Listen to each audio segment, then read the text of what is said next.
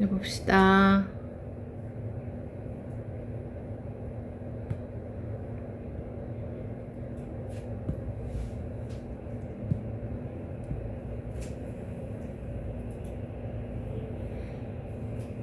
자, 지금 이제 시험 한 달 남았어. 또 기말 긴장하시고 봅시다.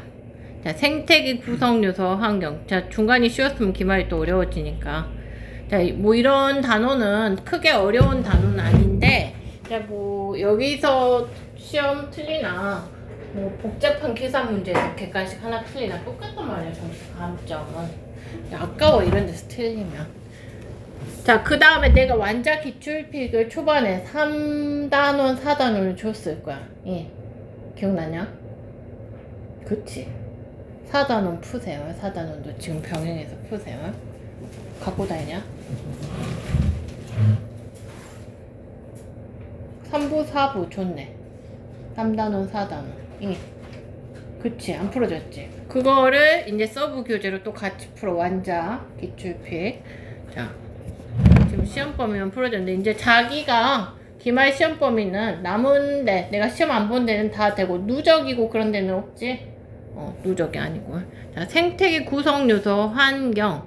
자, 요거도 시험이 뭐 2학기 때는 사실 전력 수송하고 화학 쪽 빼면 요런 부분이 내용이 상대적으로 가볍게 느껴지는데 요 시험은 또 많이 틀려. 그래도 그러니까 요런 데서 문제를 뭐 이번 시험 봐봐서 알겠지만 많이 풀어봐야 돼. 그래서 이 단원에서 나올 수 있는 유형이나 꼬일 수 있는 것들 다 알아봐야 되고 봅시다. 그리고 기본 개념 잘 알아야 되고. 생태계란 다른 생물 및 환경과 서로 영향을 주고받는 하나의 커다란 체계를 말한다. 자, 생태계는 어떻게 구성되어 있느냐? 자, 하나의 개체들이 모인 것들은 개체군. 이 개체군들이 뭔가 사슴 한 마리는 한 마리의 개체란 말이야. 자, 이 개체가 여러 개 모인 것들, 사슴 개체군. 그 다음에 이런 사슴 개체군, 뭐 여우 개체군, 뭐 독수리 개체군 등등이 모인 거는 군집. 그러니까 한 지역에 모여 사는 여러 개체군의 무리를 군집을 이루었다. 그 다음에 이렇게 하나의 이런 군집과 환경 등이 밀접한 관계를 맺으면서 서로 영향을 주고받는 하나의 체계는 생태계라고 한다. 생물이 다른 생물과 환경과 서로 영향을 주고받는 하나의 커다란 체계를 생태계라고 한다. 생태계 같은 경우는요, 생물적 요인과 비생물적 요인의 구성 요소들 사이에서 상호작용을 하며 생물들이 살아가는 터전이 되는 하나의 커다란 체계이다. 자, 봅시다. 자, 개체들이 모여서 개체군이 되고 뭐 이런 부분. 개체군이 모여서 군집을 이룬다. 생태계의 종류는 자, 봅시다. 어항처럼 작은 것, 그리고 인위적인 것부터 그 다음에 바다같이 큰 생태계, 작은 거, 그 다음에 자연적인 거, 인위적인 것 등등 다양한 것이 있다. 자, 산, 사막, 뭐 바다 이렇게 자연적으로 형성된 것도 있고, 크기도 텃밭, 공원, 저수지, 어항 뭐 등등 이렇게 인위적으로 형성된 생태계도 있다. 자, 그 생태계는 열대우림, 산림, 초원, 갯벌, 사막, 연못, 공원, 어항 이렇게 다양하다는 거예요. 크기가 큰 것부터 작은 것, 그 다음에 자연적으로 형성된 것, 인위적으로 형성된 것 다양하다. 자, 생태계의 구성 요소는 생물적인 요인과 비생물적인 요인이 있다. 생물적인 요인은 자, 생태계에 존재하는 모든 생물이 생물적인 요인이야. 자, 하는 역할에 따라서 생산자, 소비자, 분해자로 구분된다. 자, 생산자란 무엇이냐? 자, 쥐가 양분을 스스로 만드는 거, 광합성을 하는 게 생산자. 식물 외에 식물성 플랑크톤까지 광합성을 하죠. 그 다음에 소비자는 자, 이거를 다른 생물을 먹이로 해서 양분을 얻는 거. 그러니까 자, 스스로 만들어내는 생산자고 소비자는 이런 거 다른 걸 먹고 사는 거, 음식을 먹고 사는 거를 소비자라는데, 동물이나 플랑크톤 중에서도 동물 플랑크톤은 이제 식물 플랑크톤을 먹고 살기 때문에 소비자에 해당한다. 알겠죠? 그 다음에 분해자. 분해자는 에너지를 얻는 방식이 또 음식을 섭취하는 것도 아니고 이제 분해해서, 자, 뭐 사체나 배설물을 분해해서 자, 에너지를 얻는 걸로 세균, 곰팡이, 버섯 이런 것들이 분해자에 해당한다. 자, 그래서 생물적 요인에는 생산자, 소비자, 분해자 세 가지 역할 구분이 있다. 그 다음에 생태계를 구성하는 비생물적 요인에는 자, 생물을 둘러싸고 있는 모든 환경 요인, 모든 생물은 생물적 요인이었고 모든 환경 요인은 이제 뭐 빛, 온도, 물, 토양, 공기 이런 것들은 비생물적 요인이라고 한다.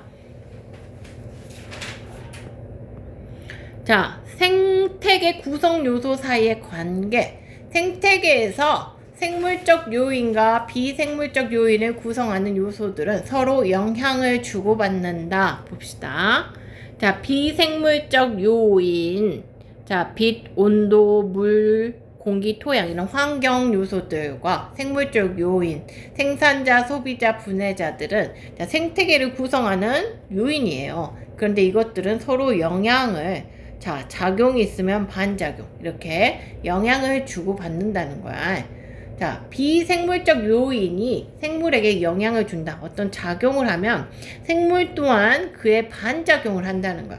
반작용으로 영향을 준다. 자, 토양에, 자, 이거 비생물적 요인이죠. 환경. 양분이 풍부하면 식물이 잘 자란다. 비생물적 요인이 생물에게 영향을 주고, 자, 가을에 기온이라는 온도라는 환경적 요인, 비생물적 요인이 있으면 생물, 은행나무 잎의 색깔이 변한다는 거죠. 자, 그 다음에 생물이 어떻게 환경에 영향을 주느냐? 자, 물론 얘를 반작용이라고 얘를 작용이라고 해도 돼. 어찌됐건 서로 상호작용을 한다는 거야. 자, 봅시다. 식물의 광합성으로 자, CO2는 흡수하고 CO2 흡수하고 산소를 배출하죠. 그래서 공기 성분이 변한다. 자, 그 다음에 낙엽이 쌓여서 분해되면은 토양이 비옥해진다. 양분이 풍부한 토양이 되죠. 자, 그러니까 식물의 광합성으로 환경적 요인, 공기 성분 변하고, 그 다음에 낙엽이 쌓여서 분해되면은 자, 이 낙엽 생물이 썩은 사체가 분해돼서 토양 비환경적인 요인이 양분이 많아지고, 자, 지렁이라는 생물적 요인이 흙 속을 돌아다니면서 토양의 통기성, 바람이 통할 수 있도록 구멍을 내주는 거, 통기성을 높여준다.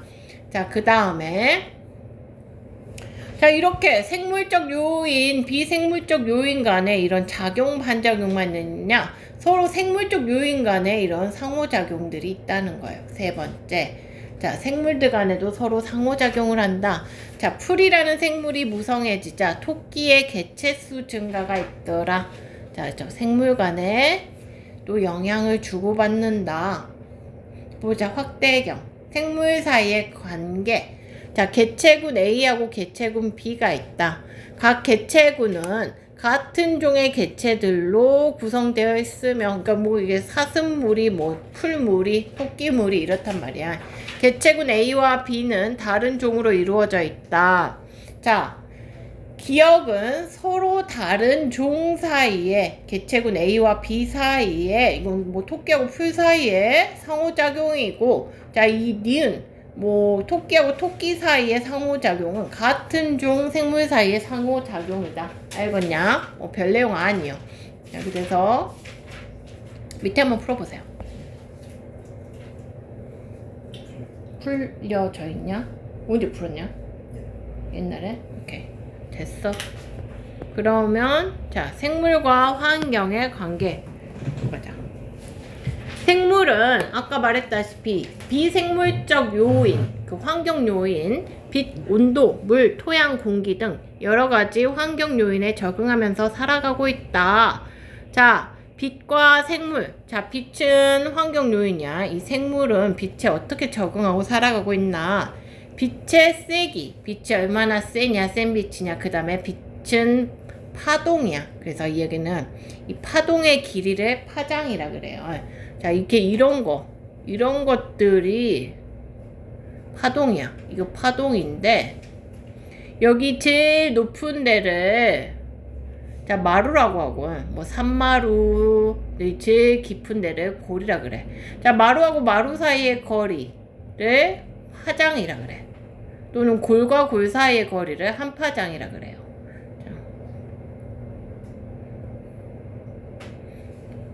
자, 마루하고 마루 사이의 거리, 골에서 다음 골까지의 거리를 파장이라 그런다고. 자, 빛의 파장, 빛의 세기. 그 다음에 일조시간, 빛이 비치는 시간. 우리도 지금 일조량이 줄었죠. 가을이 되면서 여름보다. 자, 이렇게 하루에 빛이 비치는 시간 등은 생물의 형태나 생활 방식에 영향을 준다. 자, 빛의 세기와 생물. 자, 숲의 위쪽에는 자, 빛이 더 세죠.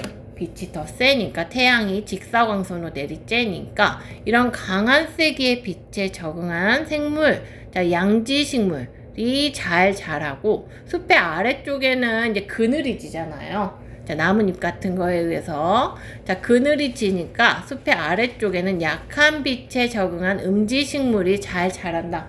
보면은 너희들 숲의 아래쪽에 막 이끼 같은 거 자라고 있고 고사리 같은 거 자라고, 위쪽에는 막 화렵수 같은 거 자라고 있고.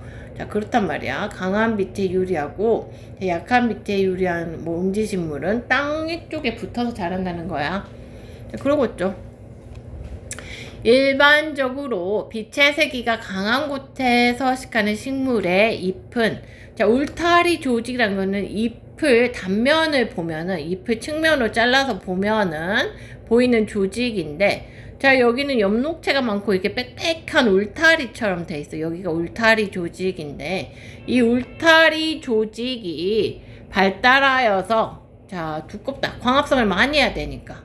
그 다음에 빛의 세기가 약한 곳에서는 자, 이 울타리 조직이 더 얇아요. 얇아서, 그리고 대신에 넓어가지고 약한 빛을 넓은 면적에 효율적으로 흡수하게 한다는 거야.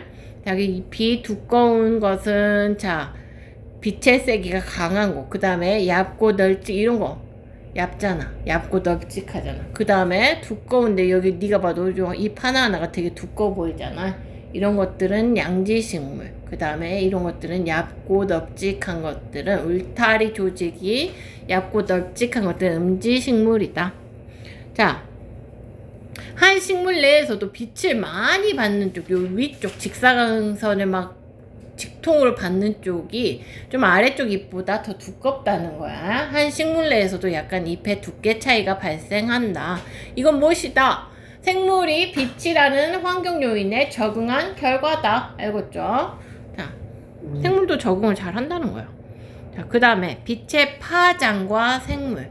자, 빛의 파장. 아까 빛의 파장이 뭔가 이렇게 요런 거의 길이인데, 자, 파동의 길이라는 건데, 자, 빛의 파장이란 것은 자, 에너지의 세기예요. 빛의 파장이란 것은 빛이 가지는 에너지의 차이를 말해요. 에너지 차이를 나타내는데, 파장이 길수록 빛의 에너지가, 빛 에너지가 클까 작을까?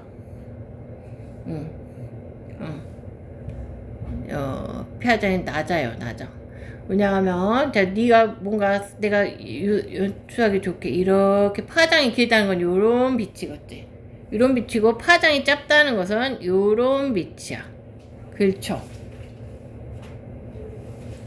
요런 빛이라는 거야.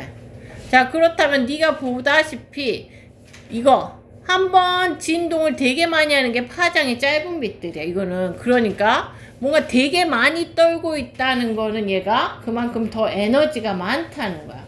파장이 짧은 빛일수록 빛이 가지는 에너지가 크다.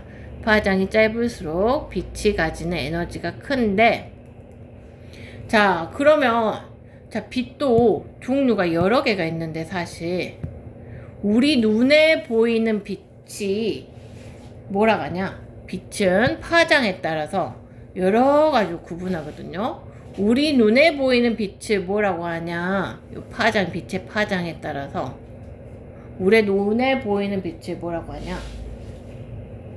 자, 모르겠죠? 가시광선. 자, 뭐요? 가능할 볼시, 보는 것이 가능한 광선이고, 여기는 우리 눈에 보여. 그러니까 우리 눈에 보이는 빛이고, 이 밖에 쪽 빛들은 하나도 안 보여. 우리 눈으로 볼 수 없는 빛인데, 자, 이 가시광선은, 자, 무지개 색깔이야. 빨주, 노초, 파란, 모란 말이야. 자, 그래서, 여기가 빨강색이라고 한다면, 여기가 뭐 보라색이야, 보라색.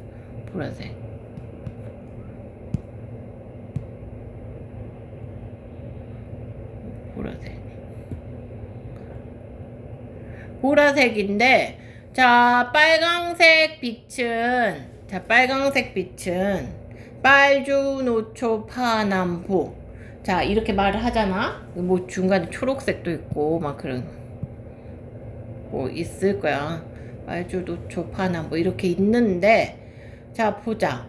이렇게 있을 텐데, 야, 너 선크림 같은 거 바르냐? 왜 바르냐? 안 타려고.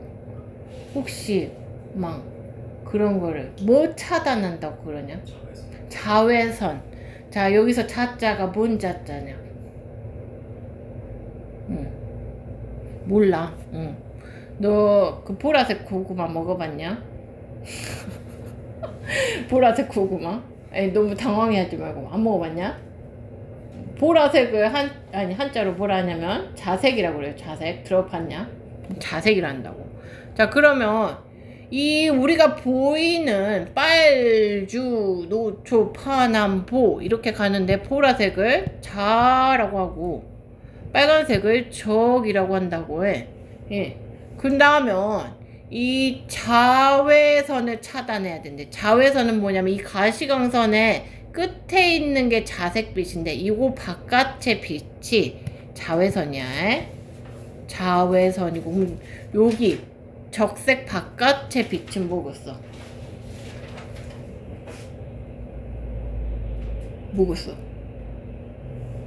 적색 자색 바깥의 빛이 자외선.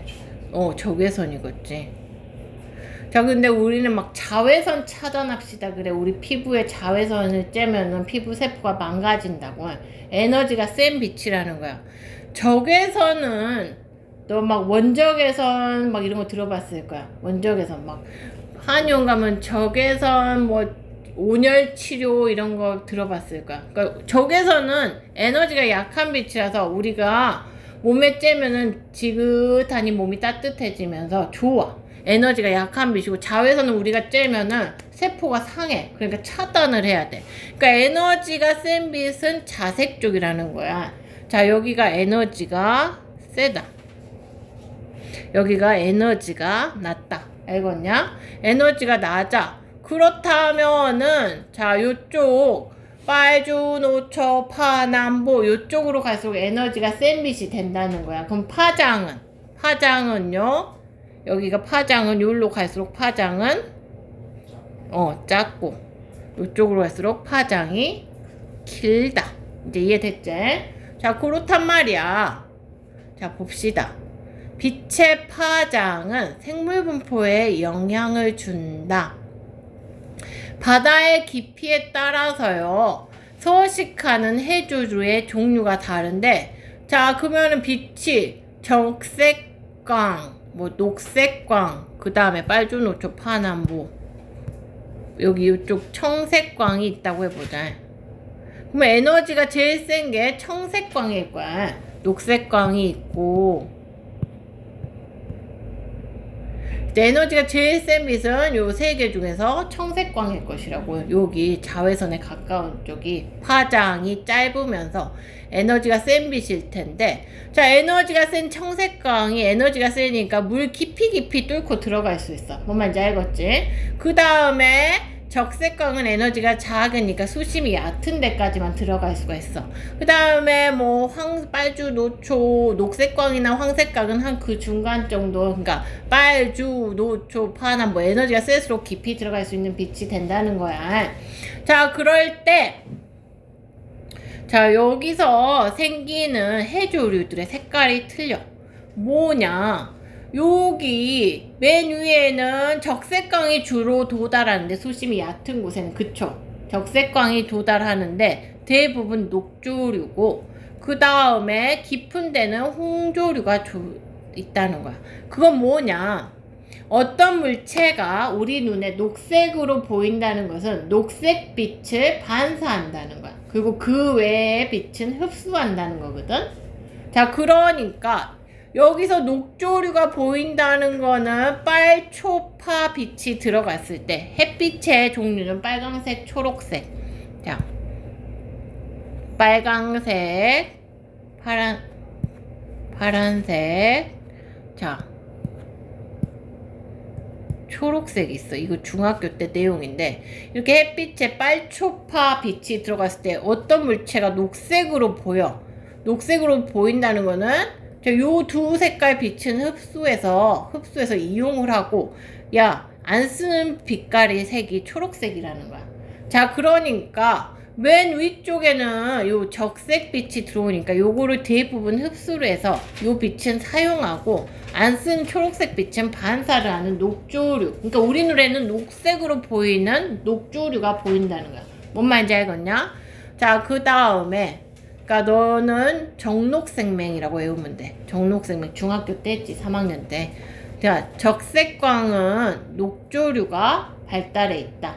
수심이 얕은 곳에. 자, 파장이 긴, 에너지가 작은 적색광은, 자, 적색빛을 이용해서 녹색을 반사하는 녹조류가 발달해 있다. 뭔 말인지 알겠지? 그 다음에 중간쯤에는 황색광이 주로 도달해서 황색을 흡수하고, 자, 그 다음에 반사하는 빛이 갈색, 뭔가 다 합성해서 보면 갈색으로 보이는 게 있고, 그 다음에 깊은 데는 청색이 들어가니까 청색을 주로 흡수해가지고 이 나머지를 반사해서 홍색으로 보이는 홍조류가 있다는 건데, 그러면 암기는 어떻게 하냐? 수심이 얕은 곳에는 적색광이 들어가고, 수심이 깊은 곳에는 에너지가 세서 깊이 들어갈 수 있는 청색광이 들어간다. 정록색맨, 청팀, 홍팀, 알았지? 청색광을 이용하는 홍조류, 알겠죠? 그러니까 수심이 깊은 곳에는 해조류 중에서도 홍조류가 발달해 있고, 이 홍조류는 청색광을 주로 흡수해서 이용하는 생물이라는 거야. 알았지? 이게 많이 들어오니까 이걸 이용하는 애, 그리고 반사하는 애는 홍색빛이라는 거야. 알겠어? 안 쓰고 반사하는 애는. 수심이 얕은 곳에는, 자, 요 많이 들어오는 것을 이용할 수 있어서 이 빨간색 빛을 흡수하고 녹색을 반사하는 녹조류가 있다. 이 뭐 색깔의 원리까지는 몰라도 되는데, 자, 요거는 암기를 해주세요. 자, 파장이 긴 적색광은 에너지가 얕아서 깊이 못 들어가요. 바다 얕은 곳까지만 투과할 수 있다. 바다 얕은 곳에는 이 적색의 빛이 많으니까 요거를 주로 이용하는, 자, 정록색 녹조류가 많이 분포한다. 그 다음에 파장이 짧은 청색광은 에너지가 세서 바다 깊은 곳까지 들어갈 수 있다는 거야. 보라색은 더 깊은 곳까지 들어가. 자, 바다 깊은 곳에는 이런 청색광을 주로 이용하는 홍조류가 많이 분포한다. 알겠죠? 외워주세요. 뭐 빛의 파장 이런 것들 얼마든지 뭐 이제 막 말을 꼬고 바꿀 수 있어. 에너지, 투과도. 그 다음에 주로 무슨 빛을 이용한다. 심지어 조금 응용하면 요 파장까지. 요거 밑에 나온 거 뭐 나노미터라고 했거든. N은 나노미터인데, 자, 이거 하여튼간 길이야, 길이. 이게 파장이야, 파장. 보다시피 깊어질수록 파장이 470으로 660에서 470으로 짧아지고 있어요. 짧아지고 있어. 길이가 짧아지고 있다. 자, 보자. 일조 시간과 생물. 자, 그러면 빛의 세기, 파장과 생물이 어떻게 여기에 적응했나, 이런 것들을 봤고, 그 다음에 일조 시간. 자, 해가 비치는 시간이 일조 시간이라고 하는데요. 자, 일조시간, 하루 중 햇빛이 실제로 내려쬐는 시간이다. 자, 그래서 일조시간은 동물의 생식이나 자, 짝짓기 행동 같은 거, 그 다음에 행동, 그 다음에 식물이 꽃이 피는 거 개화라죠. 개화에 영향을 준다. 꾀꼬리나 종달새 같은 경우는 호르몬이 이제 일조 시간이 길어지는 봄에 생식 호르몬이 많이 분비가 돼요. 그래서 봄에 번식을 하고요. 송어나 노루 같은 생물은 자, 일조 시간이 짧을 때 생식 호르몬이 많이 분비가 돼서 가을에 번식을 한다. 자, 일조 시간에 이런 성호르몬, 생식 호르몬이 영향을 주기 때문이다. 일조 시간과 일조 시간과 성호르몬 분비의 관계는 생물마다 다를 수 있는데 자, 일조 시간에 따라서 영향을 받는 생물들이 꾀꼬리, 종달새, 송어, 노루 이런 것들이 있다. 자, 이런 것들도 알아두세요. 그 다음에 온대 지역의 곤충은 자, 온대 지역 우리나라 같은 데죠. 자, 늦 여름과 가을에 일조 시간이 짧아지면 자, 지금 딱 요런 때죠. 늦여름, 가을. 겨울잠을 이제 이때부터 곤충들이 자. 매미 소리가 없어졌죠? 없어졌다. 그 다음에 이른 봄에 일조 시간이 길어지면 활동을 시작하고 번식한다. 그러니까 가을, 겨울 되면 곤충이 많이 없어져. 생각보다. 그렇지만 뭐 다 없어진다. 싸그리 없어진다가 아니라 귀뚜라미 같은 건 지금 더 활발하게 울잖아요. 자, 그 다음에 붓꽃. 자, 붓처럼 생긴 꽃이 붓꽃인데 저기 물가에 가면 많이 있어. 자, 붓꽃은 일조 시간이 이거는 개화와 개화와 일조 시간의 관계야. 개화와 일조 시간의 관계인데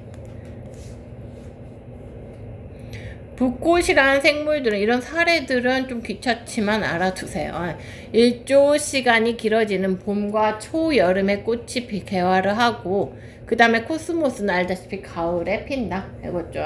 이것이 뭐다? 일조 시간 때문이다. 일조 시간에 이 애들도 뭔가 이제 식물 호르몬이 있는데 이것들이 분비량이 달라지기 때문에 개화 상태가 달라진다는 거야.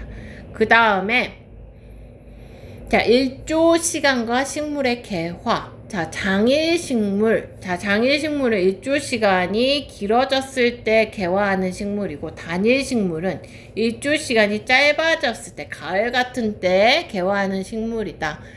장일식물 보았을 때 장일식물은 그러니까 해가 비치는 시간이 12시간을 넘어갈 때 봄, 초여름 이런 때 피는 거는 자, 붓꽃 요런 게 붓꽃이야. 붓꽃이나 시금치 같은 게 있고 시금치도 꽃이 핀다면 지금 봄과 초여름에 핀다는 거죠.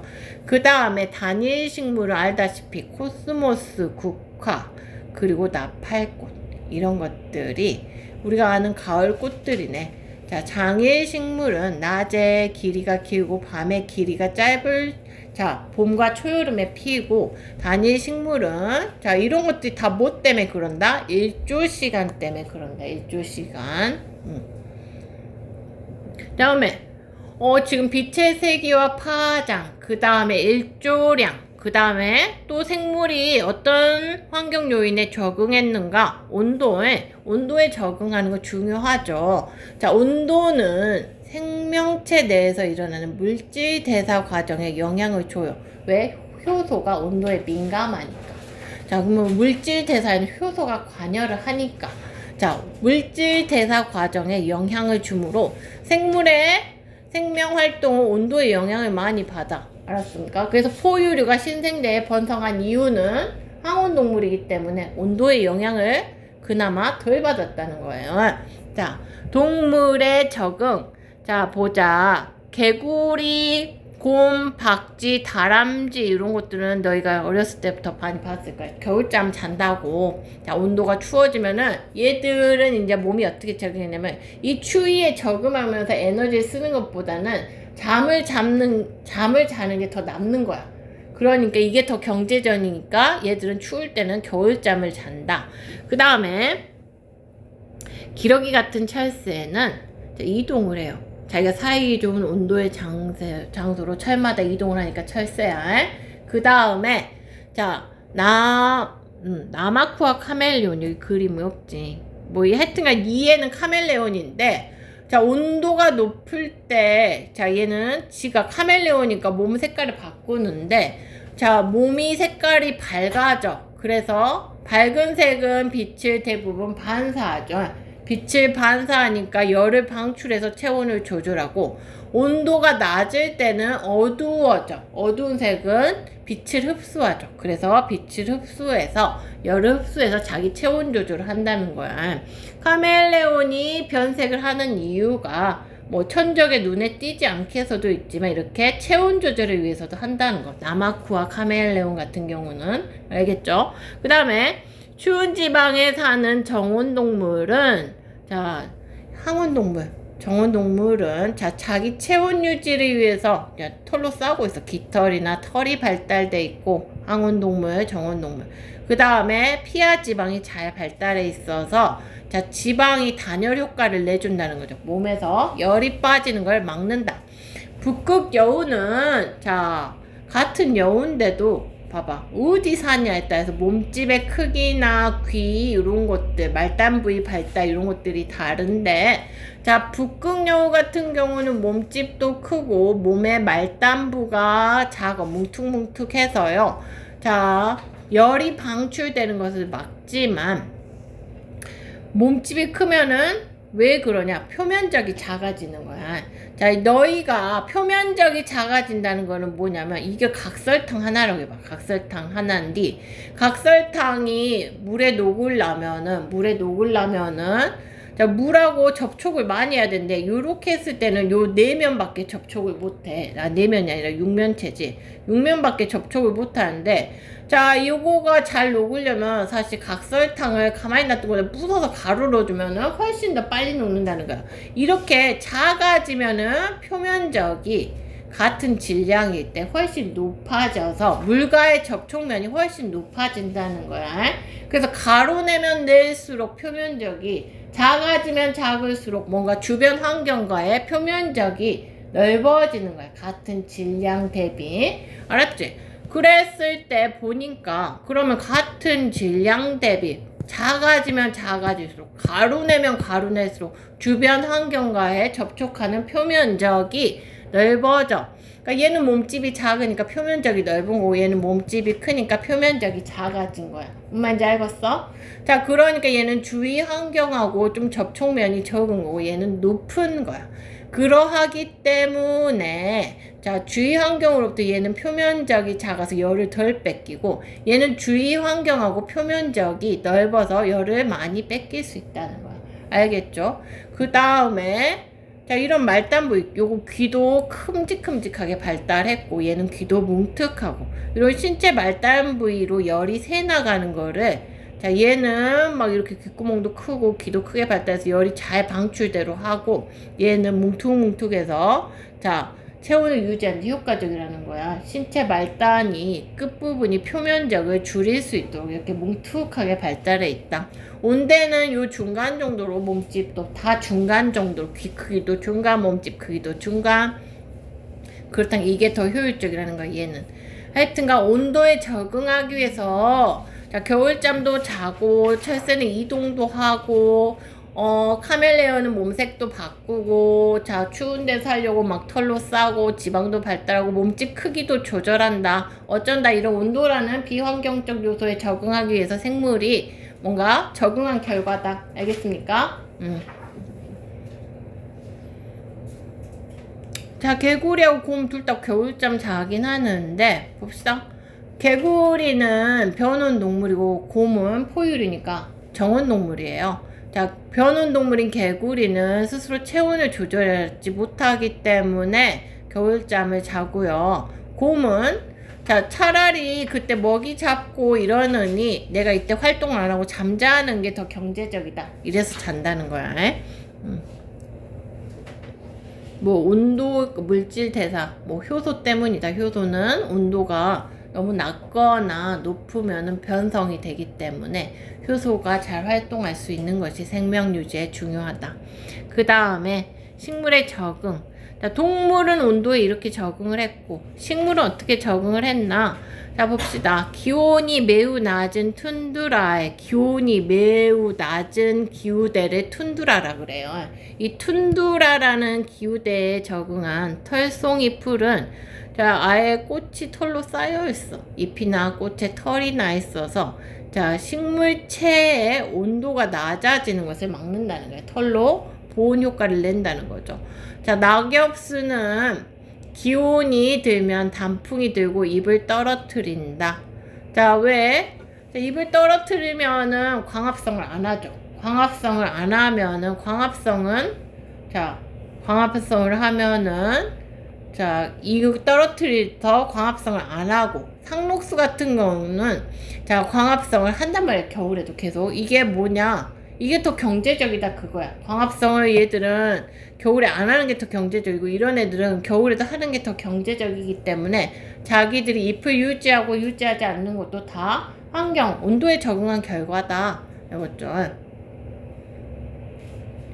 뭐 이렇게 광합성을 하는 동백나무 같은 경우는 큐티클층이 발달해 있다. 그래서 이런 것들은 겨울에도 잎을 떨어뜨리지 않고 수분 손실이 없이 자, 온도 변화에 적응하면서 광합성을 계속 할 수 있다는 거예요. 물과 생물, 이제 물이라는 어떤 이런 비환경적 요인에 생물이 어떻게 적응했을까? 자, 물은 생명체를 구성하는 성분 중에 가장 많으면서 생명 유지에 반드시 필요하다. 따라서 생물은 체내 수분을 보존하기 위해서 다양한 방법으로 적응했다. 자, 동물과 식물의 적응을 볼 텐데 물의 양에 따라서 어떻게 적응을 했나?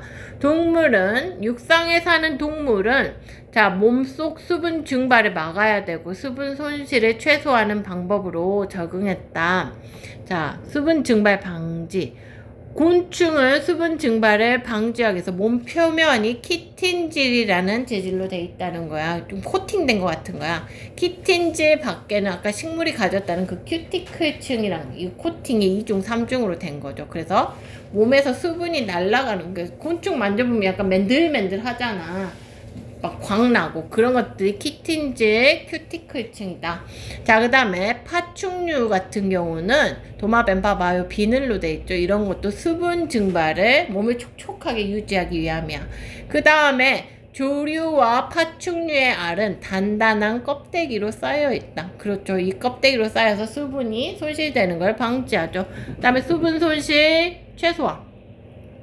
자, 사막에 사는 낙타는 땀을 흘리지 않아서 거기서 땀을 흘리면 어떻게 됐어요? 탈진하겠죠.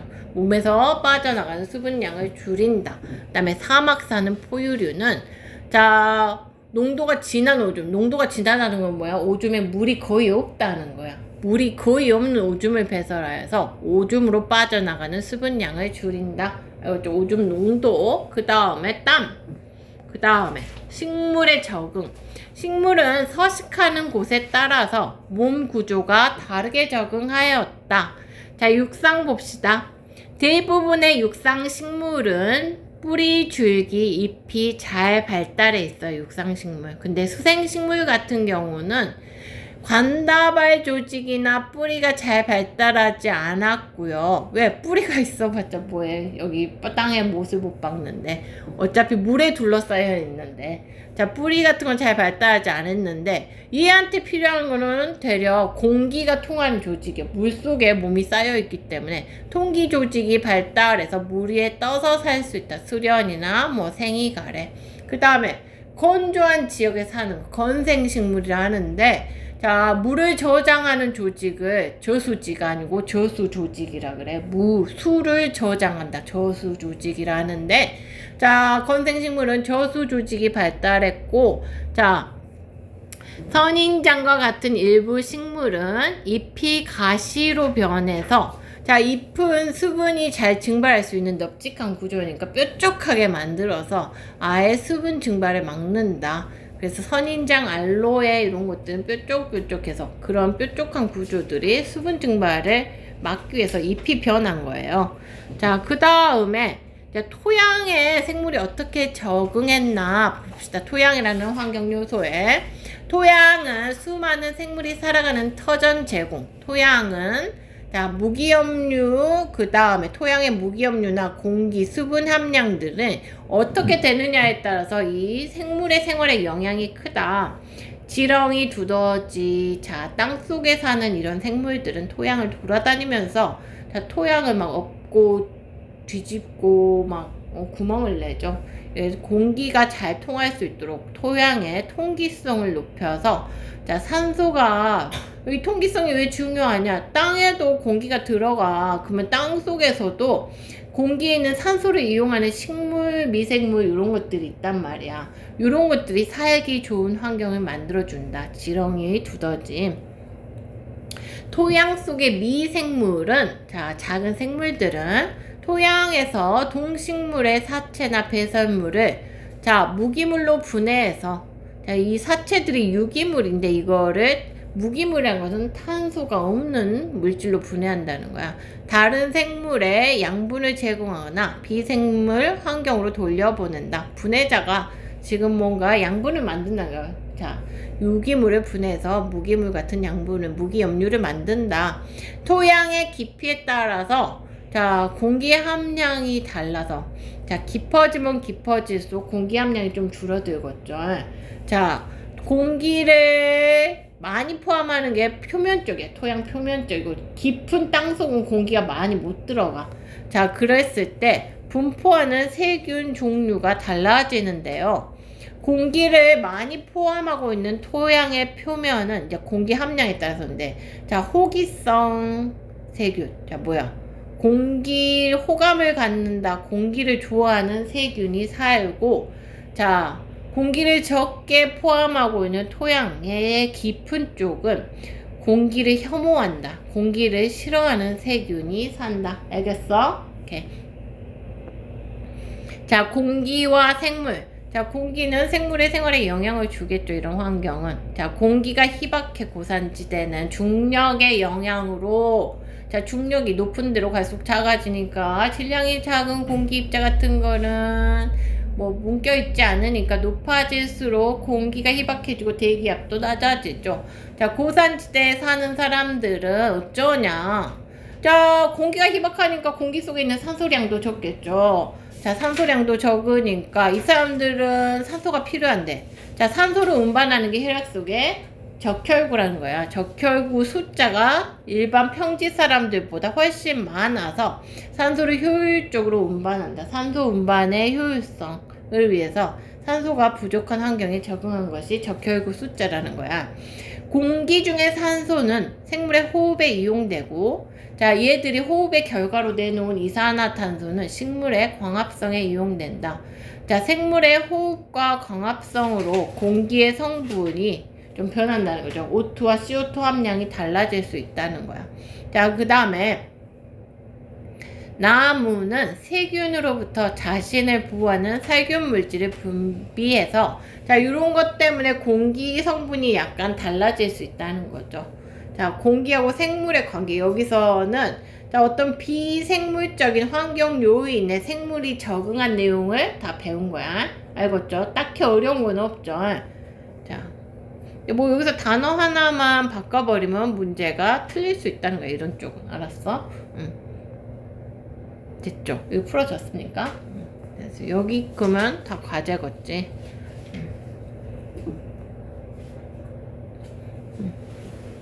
생태계 평양. 다 풀어졌냐? 여기 완전 기출피부야.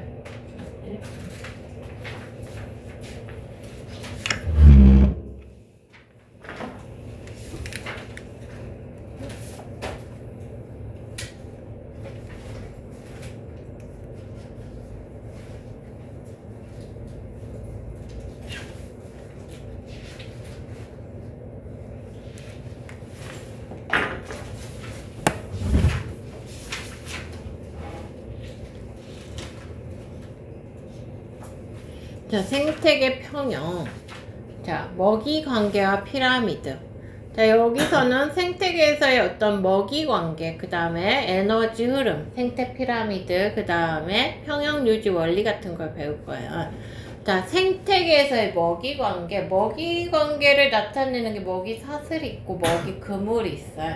사슬은 자, 이렇게 생산자에서 소비자는 뭐 1차 소비자, 2차 소비자, 3차 소비자 이렇게 등등등 있는데 최종 소비자까지 관계를 자, 사슬 모양으로 한 줄로 나타낸 게 먹이 사슬이고, 자, 이런 먹이 사슬이 여러 개 얽혀서 그물처럼 복잡하게 나타낸 거를 먹이 그물이라고 한다.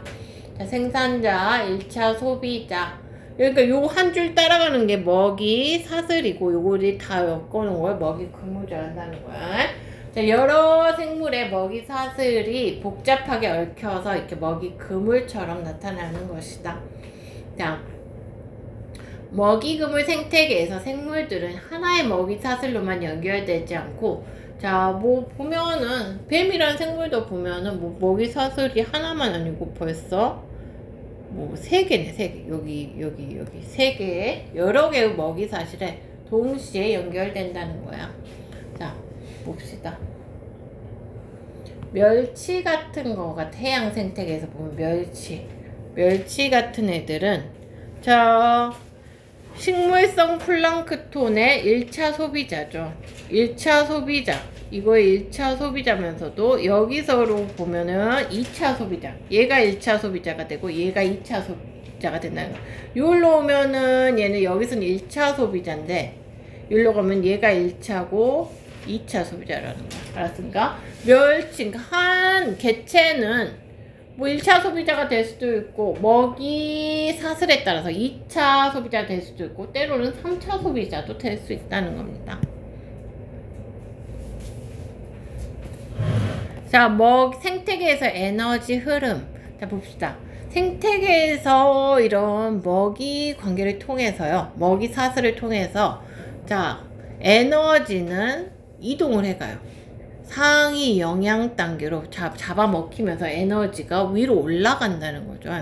자, 유기물에 저장된 에너지는 자, 각 영양 단계에서 생명 활동을 통해서 대부분 이제 열 같은 에너지로 방출이 되고 열로 소모가 되고, 자, 우리가 먹은 음식도 우리 체온 유지로 이렇게 막 소모가 되고, 우리를 잡아먹는 건 없지만, 자, 하여튼간 뭐 우리가 방금 먹은 닭고기 먹었어. 자, 이 닭이 뭔가 모이 먹었어. 이 벼 같은 거 먹었어.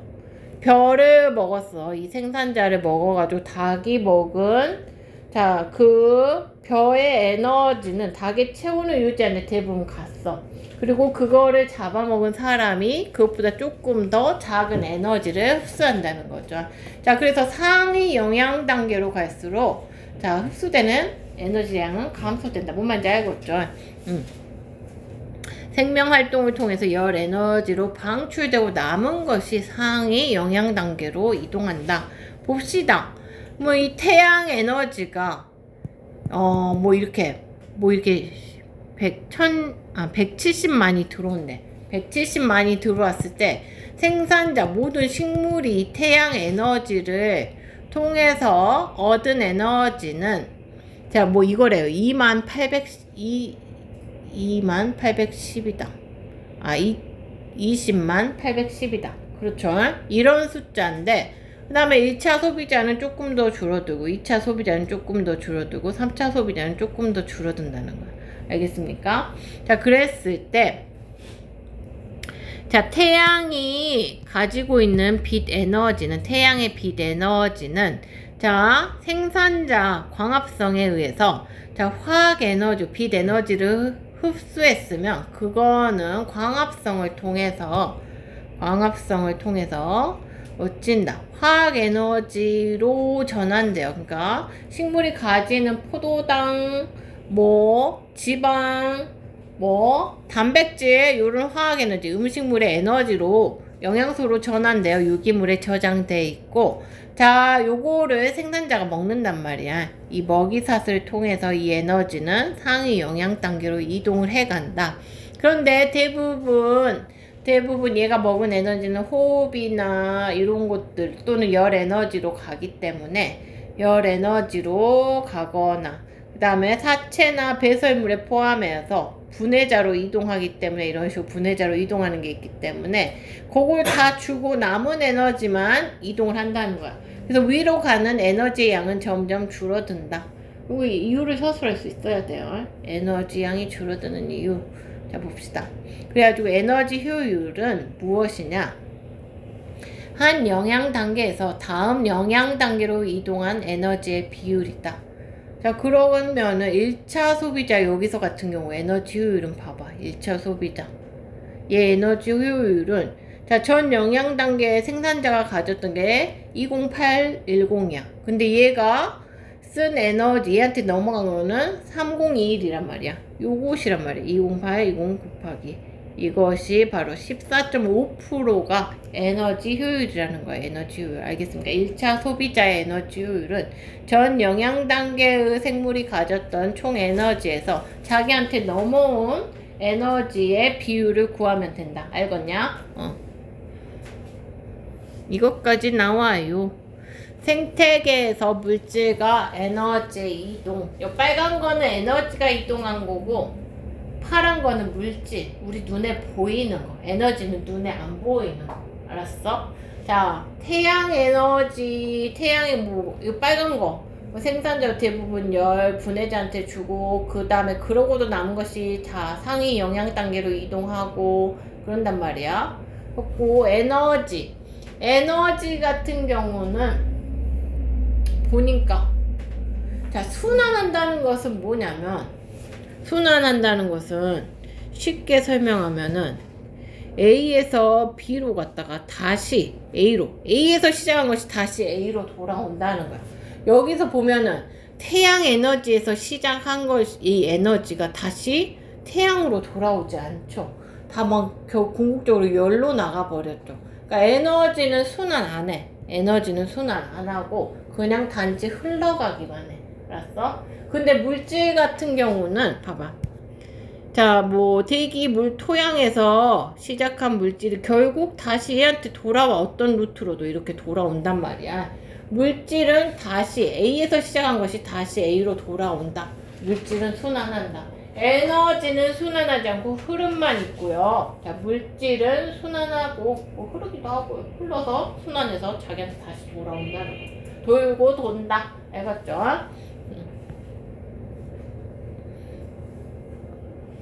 자, 생태 피라미드. 자, 먹이 사슬에서 자, 각 영양 단계에 속하는 생물의 에너지량, 생물량, 개체수를 하위 영양 단계부터 상위 영양 단계로 쌓아 올린 것이다. 야, 기말 잘 준비해서 1등급 한번 노려봐. 응? 이거 4단 있어요. 얼마나 높아지? 아니, 그거 탐구까지 들어가잖아. 안 넣어? 다음이라고 이런지? 안 넣어? 하여튼가, 맞지? 그냥 확 올라가는 거야. 알았어? 기말 잘 준비해보게. 먹이사슬에서 각 영양 단계에 속하는 생물의 에너지량, 그 다음에 생물량, 개체수를 하위 영양 단계부터 상위 영양 단계로 쌓아 올린 것이다. 봅시다. 에너지가 효율이 갈수록 떨어져. 이 에너지는 알려 상위 영양 단계로 갈수록 줄어들어요.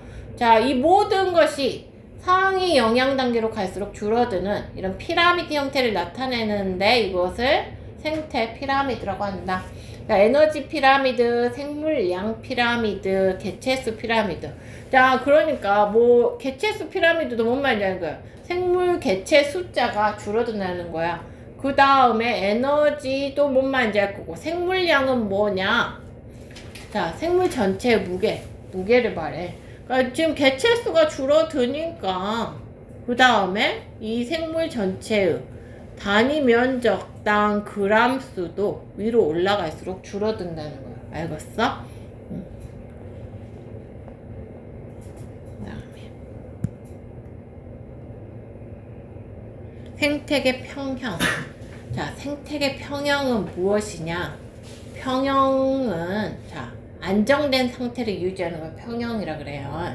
생태계를 구성하는 생물의 종류, 개체수, 물질의 양, 에너지 흐름 같은 것들이 사실 계속 변하겠죠. 생물을 움직이니까 계속 변하는데 약간의 변화가 있어도 계속 그 흐름이 변화되고 유지되는 거예요. 생태계 평형이라는데 이 생태계 평형이 어떻게 유지되느냐? 주로 먹이 관계에 의해서 유지된다. 먹고 먹히는 관계에 의해서 유지되는데, 자, 이 생태계 평형이라는 것은 자, 먹이 그물이 복잡할수록 잘 유지된다. 자, 그러면 먹이 그물이 복잡하려면 생물 종 자체가 많아야겠죠. 자, 종 다양성이 높아야 생태계 평형이 잘 유지된다. 뭔 말인지 알겠어? 그러니까 우리 많이 했어, 이거는. 자, 개구리가 사라지면 이게 먹이 그물이 단순해. 사슬 하나로 돼 있어. 생물종 4개로 돼 있어. 사라지면 다 결국 순차적으로 뱀 사라지고 메뚜기 순간적으로 번식하는 것처럼 보이나? 야, 메뚜기는 어떻게 되겠어? 결국 많아지면 풀이 다 뜯어먹으니까 풀이 줄어들 거 아니야. 결국 메뚜기는 공간도 부족해지고 풀이 결국 사라져서 풀이 없어져서 메뚜기도 굶어 죽고, 자, 풀도 다 뜯기고 결국 다 멸종. 자, 생태계 평형이 쉽게 켜지는데 여기 같은 경우 이런 거 이유도 잘 물어보죠. 쉽지만 물어봐. 자, 여기 같은 경우 개구리 개구리 하나 사라져도, 개구리 한 종 사라져도, 자, 다른 대체 생물이 있다는 거야. 먹이 관계에서 개구리가 사라져도 매는 올빼미, 토끼, 뱀 이런 거 먹고 살면 돼. 자, 메뚜기는 개구리가 안 먹어줘도 들쥐가 먹어줘. 요러니까 괜찮다는 거야. 어느 한 생물종이 사라져도 먹이 그물이 복잡해서, 자, 이런 경우에는 자, 이 개구리의 멸종에 대체할 수 있는, 먹이 관계에서 대체할 수 있는 다른 생물종이 있어서 메뚜기는 들쥐가 먹어주면 되고, 자, 매는 올빼미, 뱀 먹고 살면 되고 괜찮다. 자, 그래서 생태계 평형이 잘 깨지지 않는다는 거야. 생태계 평형이 잘 유지되려면 종 다양성이 높아야 하는 것은, 자, 먹이 그물이 관건인데 먹이 그물이 복잡하려면 생물 종 자체가 많아야 된다는 거죠. 자, 그래서 먹이 그물이, 생물 종이 다양해야 먹이 그물이 복잡해지는데, 먹이 그물이 복잡할수록 어떤 한 종이 멸종해도 먹이 관계에서 그거를 대체할 수 있는 다른 종이 풍부해서 생태계 평형이 애지간해서는 깨지지 않는다. 됐죠? 생태계 평형 유지 원리. 자, 안정된 생태계는 어떤 요인에 의해서, 자, 일시적으로 생태계 평형이 깨지더라도 안정되어 있다면, 얘가 안정되어 있다면 대부분 잘 회복이 된다는 거야. 뭐에 의해서? 먹이 사슬에 의해서 대부분 회복이 된다. 봅시다. 회복 과정, 이것도 서술형으로 잘 나와요. 봅시다. 이게 생태계가 지금 이렇게 피라미드 관계를 잘 유지하고 있었어. 이런 피라미드를 잘 유지하고 있었는데, 이거를 풀이라고 하고, 이거를 토끼라고 하고, 이거를 매라고 합시다. 이런 관계야. 자, 근데 토끼를 외부에서 들여왔던지 어쩌든지 해갖고 일시적으로 어떻게 토끼 숫자가 많아졌어. 자, 토끼 숫자가 증가를 해서 외부에서 막 토끼를 막 더 넣었어. 그때 막 번식하고 토끼 숫자가 많아지니까, 토끼가 많아지니까 풀을 많이 뜯어먹으니까 풀 숫자는 일시적으로 감소를 했고, 토끼가 많아지니까 먹이가 풍부해지니까 매도 잘 먹고 영양 상태가 좋아져 갖고 매도 막 번식하고 매 숫자도 막 늘어났어. 자, 그랬단 말이야. 그럼 매 숫자가 늘어나니까 매가 얘를 많이 잡아먹었고 늘어난 토끼 수가 감소하고, 토끼 수가 감소하면 풀이 그만큼 덜 뜯어먹기니까 다시 자라나기 시작하겠죠. 그렇게 돼서 이렇게 회복이 된다는 거야, 원상으로. 자, 그 얘기야. 뭔 말인지 알겠지? 자, 그 얘기를 이렇게 이제 써줘야 돼. 안정된 생태계에서 1차 소비자의 수가 일시적으로 증가하여 생태계 평형이 깨진다. 그때 1차 소비자의 개체수 증가로 1차 소비자, 생산자는 감소하고 2차 소비자는 증가한다. 증가했는데, 자, 생산자의 감소와 2차 소비자의 증가로 이것은 뭘로 이어지냐? 1차 소비자의 감소로 이어진다. 1차 소비자의 감소로 이어지고, 자, 1차 소비자의 감소는 다시 뭐를 가져오느냐? 생산자의 증가를 가져오고, 자, 2차 소비자의 감소를 가져와서 다시 원상으로 생태계가 회복이 된다는 거죠. 이런 거를 서술을 잘 해주면 돼요.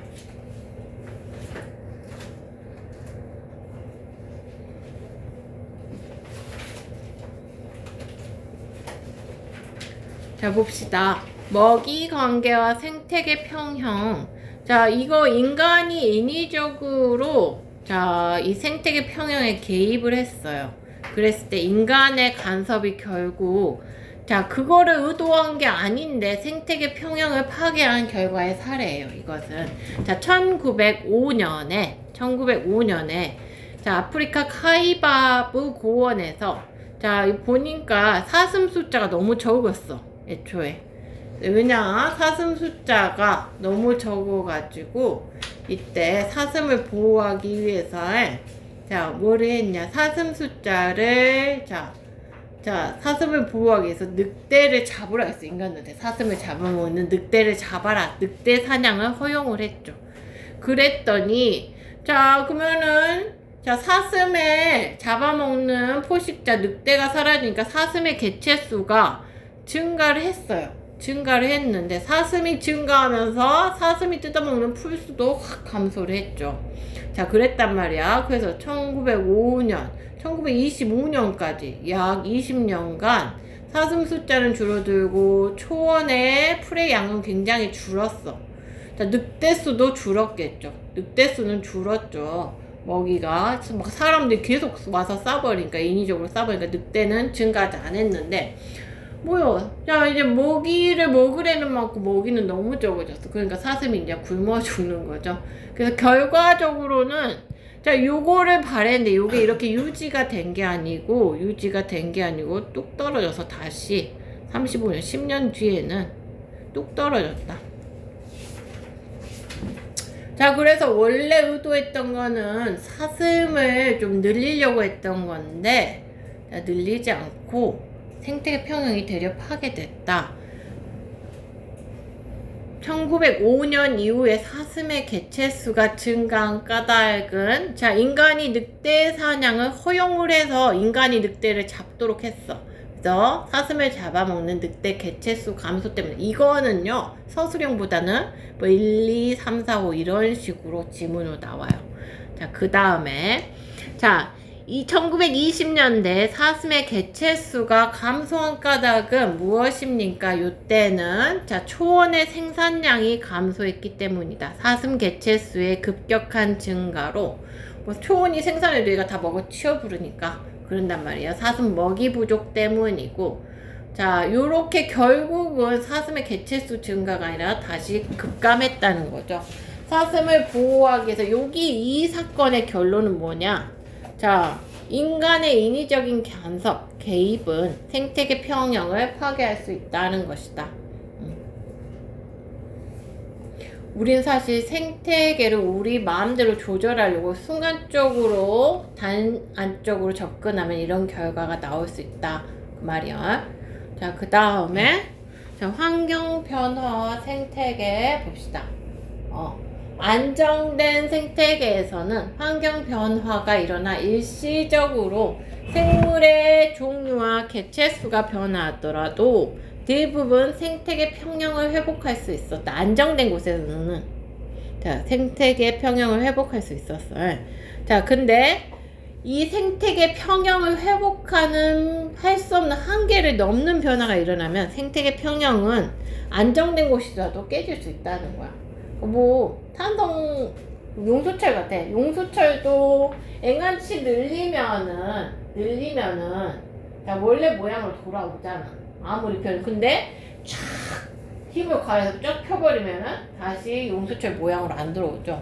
자, 이렇게 그거하고 똑같다는 거야. 아무리 안정된 생태계라도 자, 그렇게 회복 불가능한 너무 그런 양으로 환경 변화는 생태계 평양을 깰 수 있다.